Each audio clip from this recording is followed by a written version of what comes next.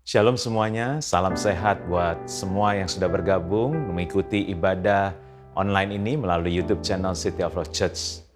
Nah, sesuai dengan visi dan misi kita, yaitu melahirkan generasi yang memiliki kehidupan yang sehat, dan misi kita adalah membangun generasi yang sehat secara roh, jiwa, dan tubuh, maka saya mau kita membiasakan pada waktu saya menyampaikan salam sehat, maka saudara menjawab, saya sehat. Kita ulangi ya. Salam sehat buat kita semua. Sudah menjawab apa? Saya sehat. Nah, itu adalah pernyataan iman kita, karena orang yang percaya akan berkata-kata. Kita memperkatakan iman kita akan sehat secara roh, jiwa, dan tubuh kita. Seperti tertulis dalam 1 Tesalonika 5 ayat 23, semoga Allah damai sejahtera menguduskan kamu seluruhnya. Dan semoga roh, jiwa, dan tubuhmu terpelihara sempurna dan tak bercacat pada kedatangan Yesus Kristus Tuhan kita. Kita mau Tuhan selalu menguduskan, membersihkan, menjaga supaya roh, jiwa, dan tubuh kita terpelihara sempurna dan tak bercacat sampai pada kedatangan Tuhan Yesus. Nah saudara, kita sudah memasuki bulan Agustus. Hari ini tanggal 1 Agustus, bulan ini kita akan merayakan kemerdekaan negara kita. Kemerdekaan berbicara berarti kita bebas dari penjajahan yang pernah dialami oleh bangsa kita. Nah, kemerdekaan dan pembebasan terbesar yang dicatat oleh dalam Alkitab adalah kemerdekaan dari perbudakan di Mesir yang dialami oleh bangsa Israel. Di dalam Alkitab diceritakan bahwa bangsa Israel diperbudak di Mesir. Kemudian Tuhan dengan kuasanya membebaskan mereka. Kita pasti pernah mendengar ini, bahwa untuk mengeluarkan bangsa Israel dari Mesir memang tidak mudah, tetapi Tuhan berhasil dengan kuasanya dengan memberikan 10 tulah atas bangsa Mesir. Sehingga bangsa Israel akhirnya berhasil dapat terlepas dari perbudakan di Mesir. Tetapi angkatan yang mengalami kemerdekaan keluar dari Mesir ini ternyata akhirnya hampir mereka semua mati di padang gurun. Saya katakan hampir mereka semua karena hanya tinggal 2 orang dari angkatan itu yang keluar mengalami pembebasan dari Mesir itu, yaitu hanya Yosua dan Kaleb yang dapat masuk ke tanah perjanjian. Yang lain semuanya tidak dapat masuk tanah perjanjian atau mereka semua mati di padang gurun. Artinya Tuhan berhasil mengeluarkan bangsa Israel dari Mesir, tetapi Mesir tidak dapat dikeluarkan dari jiwa mereka. Bukan Tuhan yang gagal dan juga bukan Tuhan yang tidak berhasil. Karena kalau kita berbicara soal jiwa yang di dalamnya ada pikiran, perasaan, dan kehendak, maka Tuhan tidak akan intervensi di jiwa kita atau kehendak kita. Ingat saudara, Tuhan memberikan kehendak bebas atau free will buat setiap kita. Pikiran dan perasaan kita, apa yang menjadi kehendak kita, itu ditentukan oleh diri kita sendiri. Jadi saudara, kalau kita lihat di sini bahwa kemerdekaan yang dialami oleh bangsa Israel hanya kemerdekaan yang palsu. Karena hanya kemerdekaan yang di luar saudara. Tetapi di dalam jiwa mereka, di dalam jiwa bangsa Israel, mereka tetap diperbudak oleh Mesir. Dan itu dapat kita lihat setiap kali mereka mengalami kesulitan di padang gurun, mereka selalu mau kembali ke perbudakan di Mesir. Karena itu hari ini saya mau berbicara tentang kemerdekaan yang sesungguhnya, bukan kemerdekaan yang palsu. Saudara, mari kita lihat 1 Korintus 10 ayat 2-6. Dikatakan ayat 2, untuk menjadi pengikut Musa, bangsa Israel, mereka semua telah dibaptis dalam awan dan dalam laut. Mereka semua makan makanan rohani yang sama, dan mereka semua minum minuman rohani yang sama. Sebab mereka minum dari batu karang rohani yang mengikuti mereka, dan batu karang itu ialah Kristus. Saudara, kita tahu bahwa bangsa Israel adalah gambaran kita secara rohani. Mesir adalah gambaran dunia dengan segala dosa dan pelanggarannya. Dikatakan bahwa mereka semua sudah ditebus dan dibebaskan. Itu gambaran kita juga saudara, yang sudah ditebus dan dibebaskan dari perbudakan dosa. Mereka dibaptis dalam awan dan dalam laut, seperti kita yang sudah dibaptis sebagai tanda pertobatan. Tanda kita sudah ditebus oleh tubuh dan darah Yesus, serta terjadi perubahan status kita karena kita menjadi manusia baru sebagai anak Tuhan Yesus. Jadi dari anak dunia dirubahkan menjadi anak Tuhan Yesus. Dari anak kegelapan karena dosa dirubahkan menjadi anak yang terang, yang dikuduskan. Kemudian dikatakan mereka semua juga sudah makan dan minum dari makanan dan minuman rohani. Bahkan mereka langsung minum dari batu karang rohani, yaitu Kristus. yang selalu bersama dengan mereka. Dengan tiang awan di siang hari sehingga mereka tidak kepanasan dan tiang api di malam hari sehingga mereka tidak kedinginan. Itulah berbicara penyertaan Tuhan atas setiap mereka melewati padang gurun. Mereka selalu melihat mujizat demi mujizat setiap hari dalam perjalanan mereka. Mereka tidak pernah kekurangan, mereka dikasih roti dari langit, kemudian air dari gunung batu, bahkan waktu mereka pengen makan daging, Tuhan mengirimkan burung puyuh. Coba, kurang apa lagi? Mereka telah dipelihara begitu luar biasa oleh Tuhan. Mari kita lihat Nehemia 9 ayat 16-17. Tetapi mereka, yaitu nenek moyang kami, yaitu bangsa Israel yang keluar dari Mesir ini, bertindak angkuh dan bersitegang leher dan tidak patuh kepada perintah-perintahmu. Mereka menolak untuk patuh dan tidak mengingat perbuatan-perbuatan yang ajaib yang telah kau buat di antara mereka. Mereka bersitegang leher, malah berkeras kepala untuk kembali ke perbudakan di Mesir. Tetapi engkaulah Allah yang sudi mengampuni, yang pengasih dan penyayang, yang panjang sabar dan berlimpah kasih setianya, engkau tidak meninggalkan mereka. Saudara, bahkan waktu mereka, bangsa Israel itu membuat patung anak lembu tuangan untuk mereka sembah, saudara, Tuhan tetap sabar dan mengampuni serta tidak meninggalkan mereka, saudara. Kemudian kita lihat ayat selanjutnya, Nehemia 9 ayat 19-21, engkau tidak meninggalkan mereka di padang gurun karena kasih sayangmu yang besar. Jadi Tuhan begitu mengasihi bangsa Israel. Demikian juga kita orang-orang Israel rohani, Tuhan sangat mengasihi kita. Tiang awan tidak berpindah dari atas mereka pada siang hari untuk memimpin mereka pada perjalanan. Begitu juga tiang api pada malam hari untuk menerangi jalan yang mereka lalui. Dan engkau memberikan kepada mereka roh-Mu yang baik untuk mengajar mereka. Juga manamu tidak kau tahan dari mulut mereka, dan engkau memberikan air kepada mereka untuk melepaskan dahaga. 40 tahun lamanya engkau memberikan mereka makan di padang gurun. Mereka tidak kekurangan, pakaian mereka tidak rusak, dan kaki mereka tidak bengkak. Saudara, bahkan Tuhan memberikan rohnya loh saudara, untuk mengajar bangsa Israel. Rohnya diberikan karena kasih sayang kepada bangsa Israel. Saudara, dikatakan bahwa mereka tidak pernah kekurangan selama perjalanan. Mereka dipelihara, mereka disertai Tuhan. Pakaian mereka tidak rusak, bahkan kaki mereka tidak bengkak. Coba kita saudara suruh jalan, saudara jalan kaki. Mungkin hanya beberapa jam saja kaki kita, atau bahkan mungkin siapa yang pernah jalan begitu lama saudara. Kaki kita akan bengkak saudara. Tapi ini 40 tahun kaki mereka tidak menjadi bengkak. Saudara, tetapi kenapa orang atau bangsa yang dikasihi oleh Tuhan begitu luar biasa, mereka akhirnya tidak sampai, khususnya angkatan yang keluar mengalami pembebasan melalui kemerdekaan, dibebaskan dari perbudakan di Mesir, mereka tidak sampai, bahkan mereka mati di padang gurun.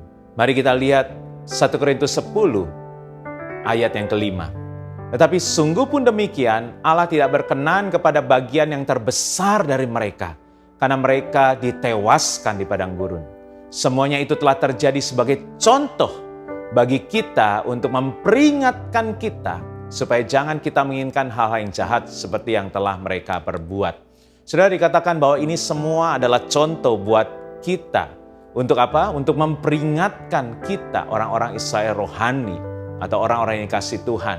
Saudara, kalau bangsa Israel ada gambaran kita, berarti harus ada yang kita perbaiki, saudara, supaya kita juga tidak mati di tengah jalan dan bisa sampai kepada tanah perjanjian, yaitu hidup yang kekal bersama Tuhan Yesus. Jangan sampai kemerdekaan yang kita miliki saat ini menjadi palsu, tetapi biarlah kita benar-benar memiliki kemerdekaan yang sesungguhnya. Kemerdekaan bukan berbicara secara tubuh saja, bukan yang di luar saja, saudara, tetapi kemerdekaan harus dialami oleh jiwa dan roh kita, atau harus dari dalam kita juga mengalami kemerdekaan. Kita lihat di 2 Korintus 3 ayat 17. Dikatakan sebab Tuhan adalah roh, dan di mana ada roh Allah, di situ ada kemerdekaan. Dan kita semua mencerminkan kemuliaan Tuhan dengan muka yang tidak berselubung. Dan karena kemuliaan itu datangnya dari Tuhan yang adalah roh, maka kita diubah menjadi serupa dengan gambarnya dalam kemuliaan yang semakin besar. Saudara, tujuan kita adalah kita harus diubahkan Tuhan mau kita diubahkan menjadi serupa dengan gambar Tuhan Yesus. Tapi kalau kita tidak merdeka dulu, saudara, kita tidak dapat diubahkan menjadi serupa dengan gambar Kristus. Itu yang dikatakan oleh ayat tadi, saudara. Nah, saudara, karena itu setelah Roh Tuhan memerdekakan kita, maka yang kedua harus dimerdekakan adalah jiwa kita, saudara. Ingat, saudara, di awal bulan yang lalu saya katakan bahwa jiwa adalah jembatan antara roh dan tubuh kita. Roh Kudus saya percaya berkuasa dan kita semua percaya Roh Kudus adalah Roh Allah yang Tuhan curahkan. Tuhan Yesus harus naik ke surga supaya Roh Kudus dicurahkan atas kita untuk menolong, memberikan kuasa buat setiap kita. Jadi Roh Kudus sangat berkuasa dan kuasa itu melalui Roh Kudus dicurahkan atas setiap kita. Tetapi kalau Roh Kudus berkuasa, tapi kalau jembatannya yaitu jiwanya sakit, maka tidak akan ada kekuatan untuk mengendalikan tubuh ini, saudara. Bahkan jiwa kita bisa menjadi sesuatu yang bertentangan, bahkan melawan keinginan Roh Kudus. Karena itu dalam Roma 12 ayat 2, yang harus berubah adalah pikiran kita, mindset itu, berbicara jiwa kita, saudara. Nah, pada waktu jiwa atau batin kita diperbaharui atau disembuhkan, maka Roh Kudus akan dapat menguasai jiwa kita, sehingga jiwa kita akan menggerakkan tubuh kita untuk melakukan perbuatan yang sesuai dengan kehendak Roh Kudus. Nah, jiwa berbicara pikiran, perasaan, dan kehendak kita. Makanya dikatakan Filipi 2 ayat 5 dikatakan, hendaklah kamu dalam hidupmu bersama menaruh pikiran dan perasaan yang dapat dalam Kristus Yesus. Pikiran, perasaan, berbicara jiwa. Karena di dalam jiwa ada pikiran, perasaan, dan kehendak. Saudara, ada tabel yang saya mau saudara melihat, mungkin dapat membantu saudara lebih jelas lagi. Nah, saudara, di sini ada sebelah kiri adalah roh, yang tengah adalah jiwa, dan yang sebelah kanan adalah tubuh. Saudara, kalau kita dipenuhi Roh Kudus, seperti tulis dalam Galatia 5 ayat 22 dan 23, buah roh akan kita hasilkan, yaitu kasih, sukacita, damai sejahtera, kesabaran, kemurahan, kebaikan, kesetiaan, kelemah lembutan, penguasaan diri, dan tidak ada hukum yang menentang hal-hal itu dikatakan. Saudara, saya sudah menjelaskan secara detail pada waktu doa 10 hari pencurahan Roh Kudus Pentakosta yang lalu. Nah, kemudian saudara, kalau jiwa kita sehat, maka kita akan berbuah. Dan buah-buah roh itu akan memenuhi jiwa kita. Sehingga kita akhirnya bisa melakukan buah-buah roh itu. Kita akan menghasilkan buah-buah roh itu. Tetapi kalau jiwa kita sakit, makanya dari kolom roh ini, yang buah-buah roh yang 9 buah roh tadi, yang saya katakan ini begitu luar biasa. Tapi kalau jiwa kita sakit, maka di dalam jiwa yang muncul adalah, dikatakan Markus 7 ayat 21-22, dari dalam hati, itu berbicara jiwa, timbul segala pikiran jahat, percabulan, pencurian, pembunuhan, perzinahan, keserakahan, kejahatan, kelicikan, hawa nafsu, iri hati, hujat, kesombongan, dan kebebalan. Saudara, akhirnya rohnya mau berbuah yang baik, kasih, sukacita, damai sejahtera, kesabaran, kemurahan, penguasaan diri. Tetapi kalau jiwanya sakit, maka perbuatan dagingnya nanti kita lihat seperti apa di kolom sebelah kanan, yaitu dari Galatia 5 ayat 19-21. Perbuatan daging telah nyata, yaitu apa saja? Percabulan, kecemaran, hawa nafsu, penyembahan berhala, sihir, perseteruan, perselisihan, iri hati, amarah, kepentingan diri sendiri, penceritaan, roh pemecah, kedengkian, kemabukan, pesta pora, dan sebagainya. Terhadap semuanya itu, kuperingatkan kamu seperti yang telah kubuat dahulu, bahwa barang siapa melakukan hal yang demikian, ia tidak akan mendapat bagian dalam kerajaan Allah. Atau artinya, mati dan padang gurun, seperti bangsa Israel, saudara. Jadi saudara, rohnya luar biasa, dipenuhi Roh Kudus, harusnya berbuah. Tetapi karena jiwanya sakit, yang timbul dari jiwa itu, akhirnya apa yang dihasilkan dari jiwa yang sakit, akhirnya daging kita atau tubuh kita melakukan perbuatan yang tidak benar juga. Ya, tadi kita lihat tabel ini, saudara. Jadi tubuh hanya menjadi pelaku dari jiwa kita. Tubuh hanya mengikuti keinginan jiwa. Karena itu dosa ditimbulkan dari jiwa kita. Kita lihat di Yakobus 1 ayat 15 dikatakan, dan apabila keinginan itu telah dibuahi, ia melahirkan dosa. Dan apabila dosa itu sudah matang, ia melahirkan maut, saudara. Jadi artinya waktu ada keinginan, yaitu kehendak, pikiran, perasaan, kehendak itu yaitu jiwa, kemudian keinginan itu dibuahi dan dia akan melahirkan dosa. Jadi artinya keinginan itu akhirnya dilakukan oleh tubuh ini dan itu menghasilkan dosa, dan dosa itu akan melahirkan maut. Dan keinginan roh dikatakan berlawanan dengan keinginan tubuh. Kita bisa lihat dari Galatia 5 ayat 17, saudara, bahwa dikatakan keduanya antara keinginan roh dan keinginan tubuh ini berlawanan, bertentangan, saudara. Karena itu roh harus didukung oleh jiwa yang sehat. Sehingga tubuh kita ini dapat melakukan keinginan Roh Kudus yang ada di dalam kita. Jadi roh tanpa jiwa yang sehat akan mengakibatkan tubuh mati, bahkan binasa. Nah, bagaimana supaya kita tidak mati di padang gurun seperti bangsa Israel, saudara? Yesaya 32 ayat 15, sampai dicurahkan kepada kita roh dari atas, maka padang gurun akan menjadi kebun buah-buahan, dan kebun buah-buahan itu akan dianggap hutan. Artinya, yang pasti, yang pertama, kita harus dipenuhi Roh Kudus, ya saudara. Karena dikatakan orang yang dipenuhi Roh Kudus atau orang yang mendapat pencurahan Roh Kudus, dikatakan ayat ini, sampai dicurahkan kepada kita roh dari atas, yaitu roh dari Tuhan, Roh Kudus, saudara. Maka padang gurun kita, apa yang kita lewati akan menjadi kebun buah-buahan. Artinya Roh Kudus yang akan merubahkan padang gurun dalam hidup kita menjadi kebun buah-buahan, menjadi sukacita, menjadi sesuatu yang membawa kita terus berjalan dengan sukacita, dengan damai sejahtera, saudara. Nah, setelah kita menerima Roh Kudus, mari kita lakukan apa, saudara? Kita lakukan 3M. 3M di sini memang bukan memakai masker atau mencuci tangan atau menjaga jarak, ya saudara, ya. Memang sama 3M juga. Tetapi 3M yang saya maksudkan adalah untuk jiwa kita. Karena jiwa kita membutuhkan ini, saudara. Yang pertama, M yang pertama adalah menyadari. Menyadari adalah langkah awal pemulihan dari jiwa kita. Kita memerlukan kesadaran diri untuk menerima kenyataan bahwa ada yang harus kita selesaikan atau kita bereskan di dalam hati kita, saudara. Kita tidak menyangkal, jangan juga kita menganggap seolah tidak ada apa-apa, tidak ada masalah. Tapi menyadari sangat penting supaya kita bisa mengoreksi diri kita. Dan dengan menyadari, maka kita akan dapat melihat akar dari masalah yang terjadi di dalam kita. Baik yang karena masa lalu, atau karena mungkin pola asuh dari keluarga kita yang sangat mempengaruhi pembentukan diri kita. Jadi itu yang pertama, mari M yang pertama adalah menyadari. Yang kedua, M yang kedua adalah mengakui. Langkah kedua kita adalah kita harus mengakuinya. Kalau kita sudah menyadari, mari kita mengakuinya. Memang kita membutuhkan bantuan seseorang yang dapat dipercaya untuk kita dapat mengakui apa yang pernah kita alami yang sudah mempengaruhi jiwa kita.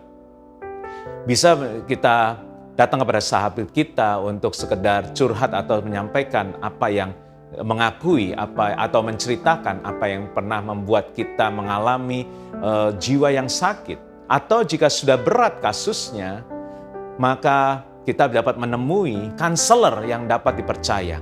Karena konselor ada seorang yang ahli, bersertifikat, yang dapat membantu saudara, seperti dokter spesialis seperti itu. Nah, saudara, pengakuan itu adalah pintu dari pemulihan. Nah, setelah menyadari dan mengakui, M yang ketiga adalah mensyukuri.